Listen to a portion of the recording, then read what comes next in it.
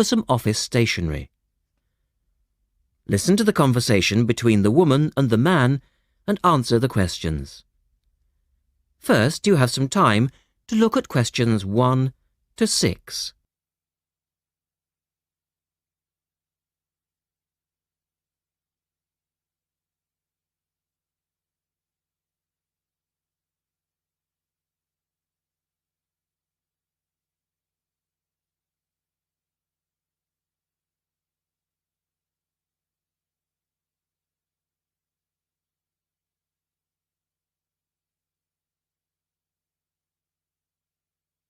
You should answer the questions as you listen because you will not hear the recording a second time. Listen carefully and answer questions 1 to 6.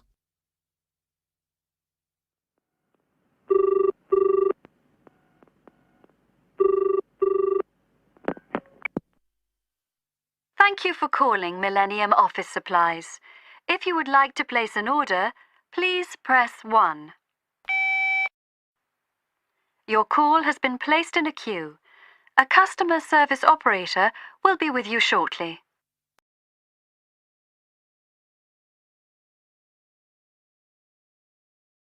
Gina speaking. How can I help you?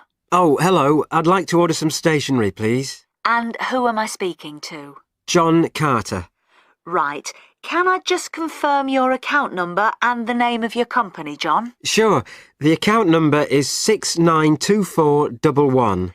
692411. Right. And you're from Rainbow Computers? No, the company is Rainbow Communications. Oh, OK. I'll just fix that on the system. Communications. And what would you like to order, John? Envelopes. We need a box of A4, that is, normal size envelopes.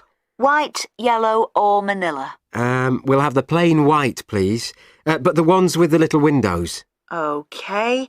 1 box, A4, white. Just the 1 box, was it? On second thoughts, make that 2 boxes. We go through heaps of envelopes. As a matter of interest, are they made from recycled paper? No, you can't get white recycled paper.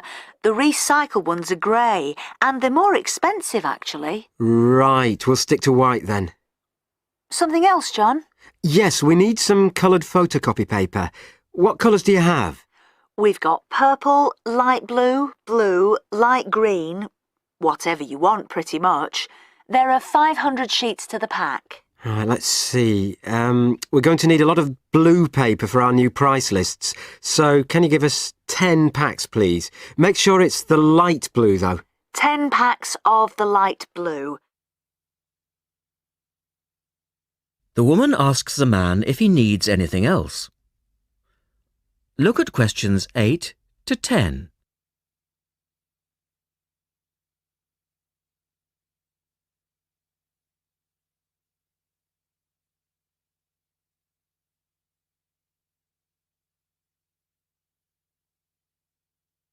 Now listen to their conversation and answer questions 8 to 10.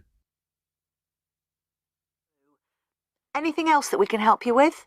Let me think. What else do we need? I'm sure there was something else. Pens, paper clips, fax paper, computer supplies, office furniture? Oh yes, we need floppy disks. Do you have those nice coloured ones? Yes, but they're a bit more expensive than the black ones. Oh, that's all right. I'm not paying anyway. Right. Floppy disks. And what about diaries for next year? We've got them in stock already and it's a good idea to order early. No, I think we're all right for diaries. But something we do need is one of those big wall calendars. You know, one that shows the whole year at a glance. Do you stock those? We certainly do. OK, can you include a wall calendar then, with the other stuff? Just make sure it's got the whole year on the one side. Sure. And do you have a copy of our new catalogue? No, I don't, but could you send one? Yes, I'll pop one in with the order. You'll find it a lot easier to remember what you need if you have our catalogue in front of you next time. Yes, good idea. And when can you deliver this? Should be with you tomorrow morning. Can you make sure that it's not after 11:30 a.m? because I have to go out at 12. There's only myself here on Fridays. Fine. I'll make a note on the delivery docket that they should deliver before 11:30. Thanks very much. Thanks.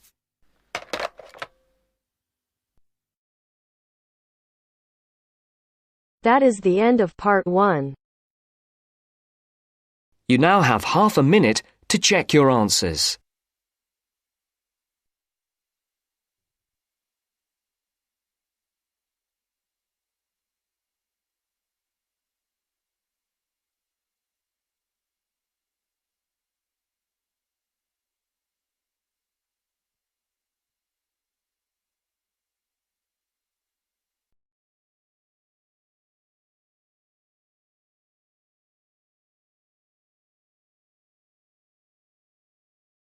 Now turns to part 2. Part 2. You'll hear 2 university students discussing experiments. First, you have some time to look at questions 11 to 15.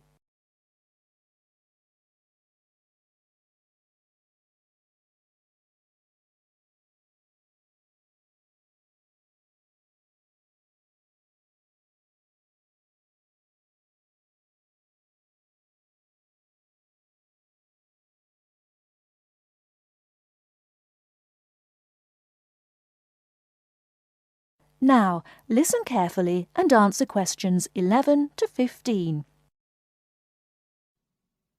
Hi, Al. Sorry to interrupt you when you're having your lunch, but I wanted to ask you a favour.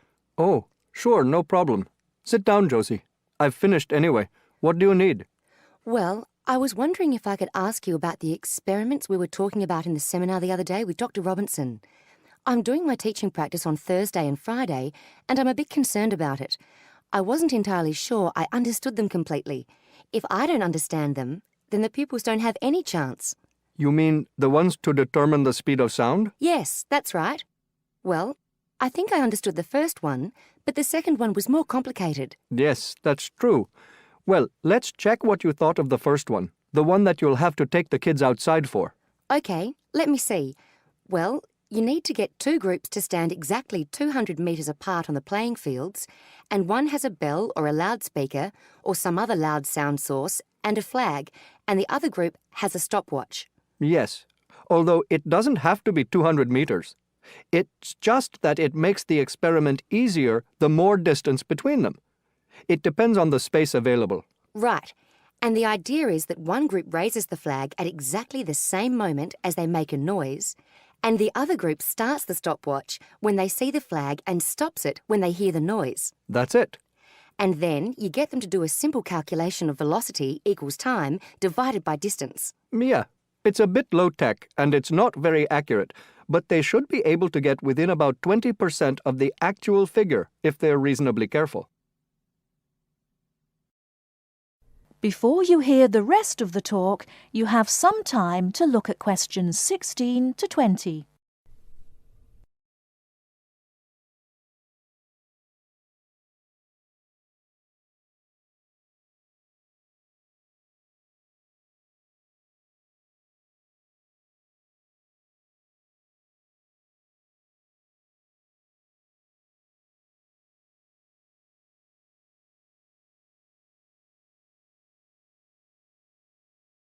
Now listen and answer questions 16 to 20. OK, so I understand that. It's the other one, the one with the tube I was having a few problems with. Can you just talk me through that and tell me exactly what I have to explain to the pupils? Okay. Well, the thing to remember is that sound is a wave, and waves have both frequency and wavelength. You should start them off with exploring waves in water, and that'll introduce a few key concepts. Sound waves aren't exactly the same because they're compression waves, but it's more or less the same principle, at least for pupils at this level. I've got some ideas for that. So they understand wavelength and frequency, and then we move on to the experiment. For that we need, let me just have a look at my notes. A long tube, a tuning fork, and a large barrel of water. Now, what do they do with those? And what's the point of it? It's fairly simple, really. You just have to remember that velocity equals wavelength times frequency. Ah, yes, that's the key, isn't it? Yes, the tuning fork is manufactured to produce a sound of a given frequency. So that just leaves you one thing to measure. The pupils hit the tuning fork so that it makes a sound and hold it toward the end of the long open tube. That makes the air vibrate. They should slowly move the tube up and down. They'll find that in some positions it gets louder. That's because of resonance. What's that again? It's when there are a whole number of waves in the column of air in the tube. It makes it louder. They then measure the length of the column of air, and they can work out the wavelength from that. And that's more accurate than the other experiment? Well, it is if the pupils take an average using different tuning forks. It should be much more accurate. Thanks, Al. That's clear to me now. I can't think of any more problems. Just make sure that the pupils keep good records. You need to tell them how important that is. Any mistakes with the maths can be corrected later, but you don't want them to have to go back and get the data again. You probably wouldn't have time for that anyway. Good advice, yes. I just hope it goes well in the classroom now. Good luck.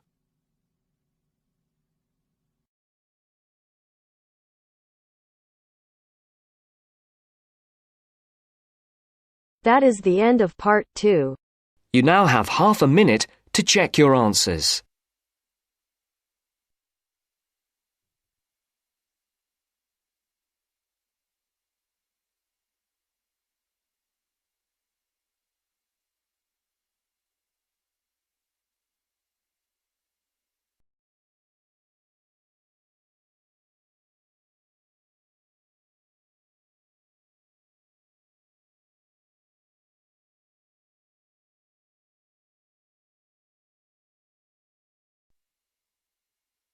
Now turns to part 3. Part 3. You'll hear a conversation among two students and their tutor about the presentation they are going to make at the tutorial class. First, you have some time to look at questions 21 to 26.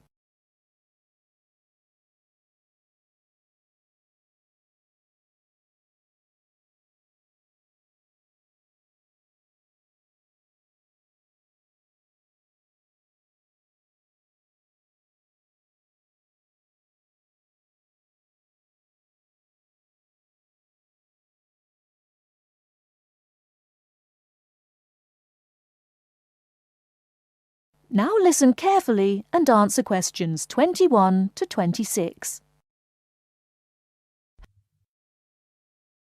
Right, Jason and Karen. How are your presentations for the next tutorial class? I feel a bit nervous. I haven't done that before.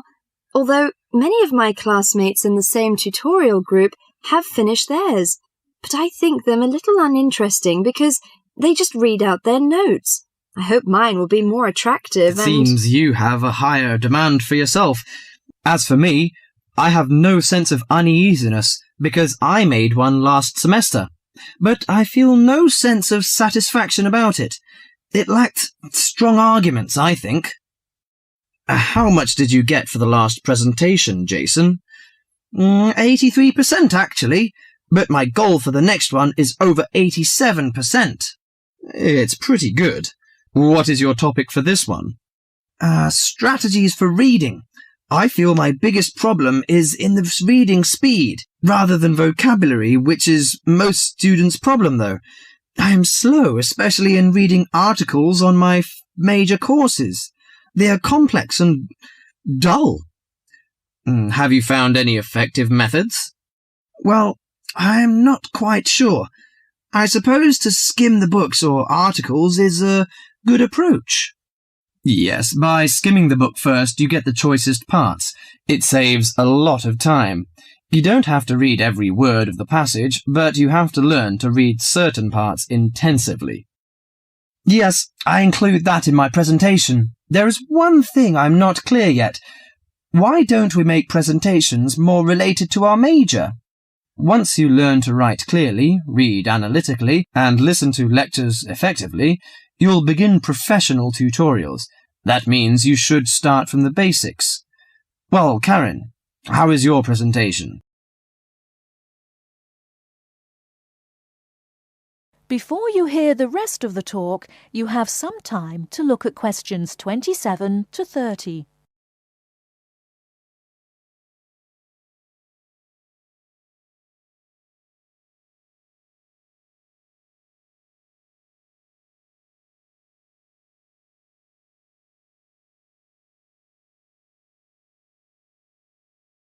Now listen and answer questions 27 to 30.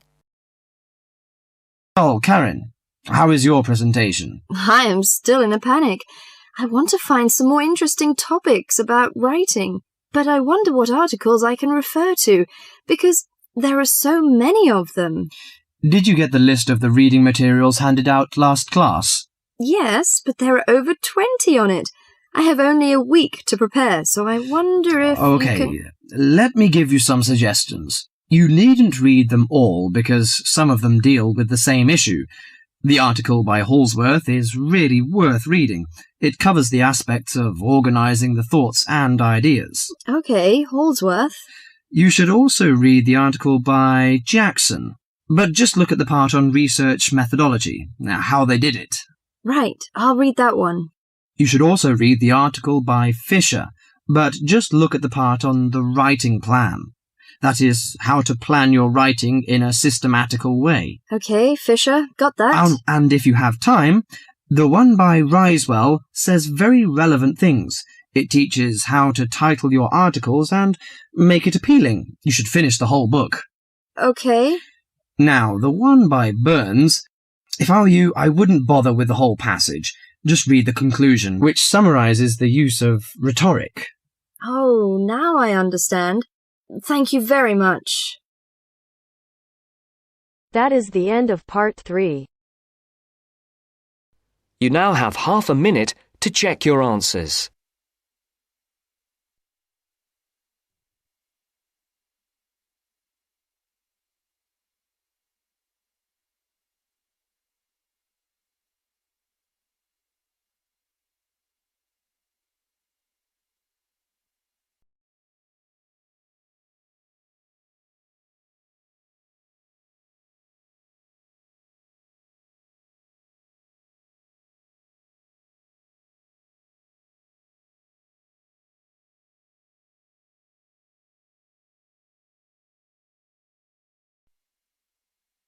Now turns to part 4.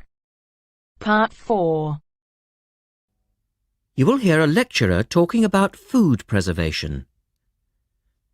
First, you have some time to look at questions 31 to 37.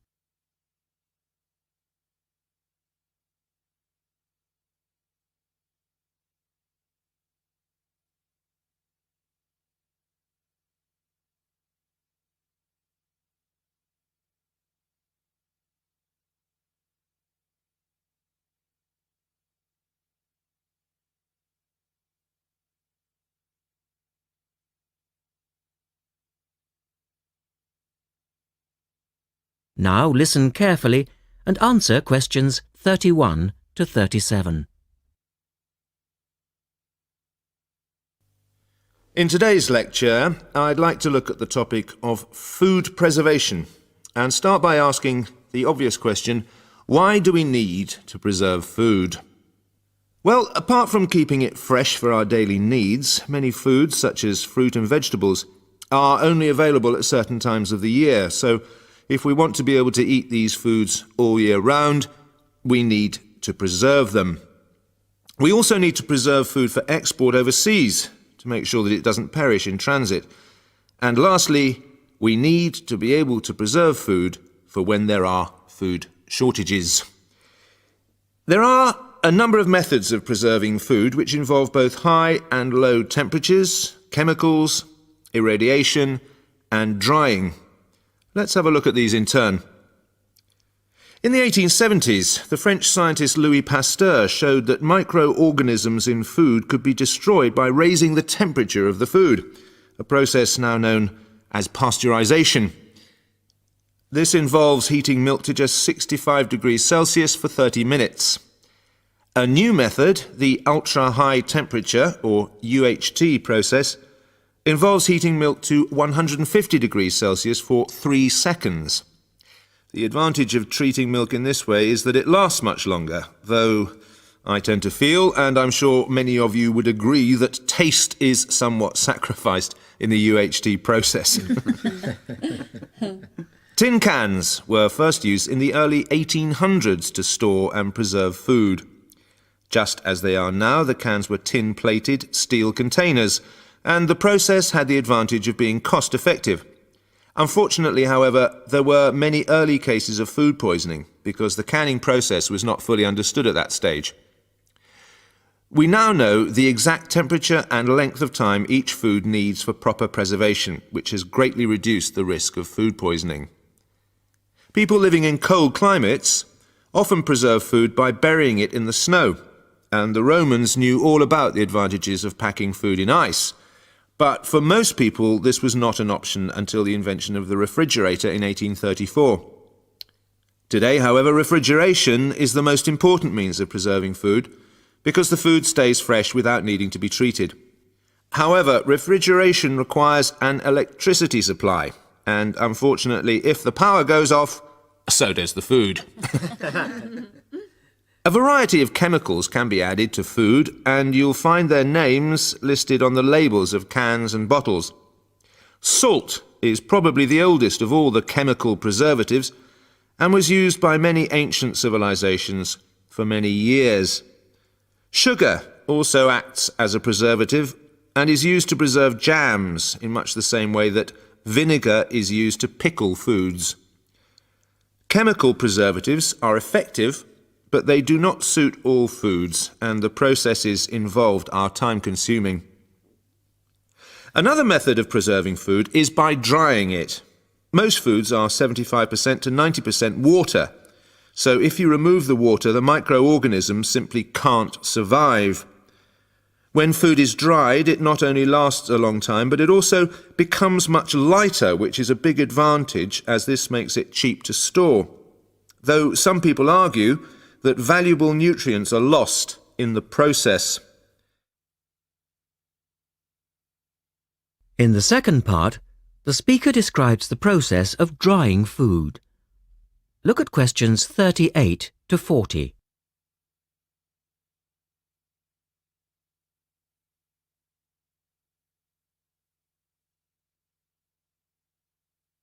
Now listen carefully and label the diagram. Early methods for drying food involved cutting it into strips and hanging it in the sun or over fires. But there are now a number of more modern methods which involve the use of recent technology. One of these is known as roller drying, and it's a highly effective way of making dried foods from liquids, such as soup. Have a look at this diagram to see how it works. Well, first of all, the hot soup is poured in at one end here. The liquid spreads to form a thin layer on a heated belt. The liquid dries as it moves along. By the time it reaches the end of the belt, all the water has evaporated, leaving only dry powder. A blade then scrapes the dried material off the roller and captures it in powder form. All you have to do is add boiling water, and you have your hot soup back again, ready to drink. Another method is called freeze drying, and for those of you who still remember... That is the end of part 4. You now have half a minute to check your answers.